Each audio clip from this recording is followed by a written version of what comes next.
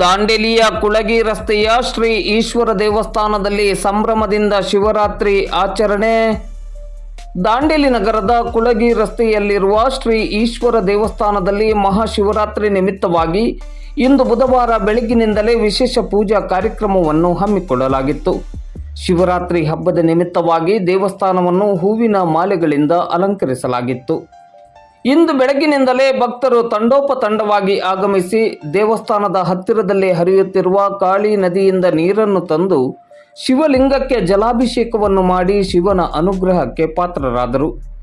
ಶ್ರೀ ಈಶ್ವರ ದೇವಸ್ಥಾನ ಇಂದು ಭಕ್ತ ಸಾಗರದಿಂದ ತುಂಬಿ ತುಳುಕುತ್ತಿದ್ದು, ದೇವಸ್ಥಾನದ ಪಕ್ಕದಲ್ಲಿ ಹಬ್ಬಕ್ಕಾಗಿ ವಿವಿಧ ಅಂಗಡಿ ಮುಂಗಟ್ಟುಗಳನ್ನು ತೆರೆಯಲಾಗಿತ್ತು.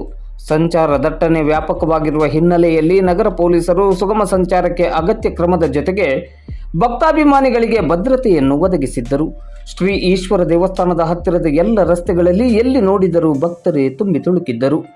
ಶ್ರೀ ಈಶ್ವರ ದೇವಸ್ಥಾನದಲ್ಲಿ ಕಿಕ್ಕಿರಿದು ಸೇರಿದ್ದ ಭಕ್ತರು ಓಂ ನಮಃ ಶಿವಾಯ ಎಂಬ ಮಂತ್ರವನ್ನು ಪಠಿಸುತ್ತಾ ಶಿವಲಿಂಗಕ್ಕೆ ಜಲಾಭಿಷೇಕವನ್ನು ಮಾಡಿ ಪುಣ್ಯಭಾಗಿಗಳಾದರು.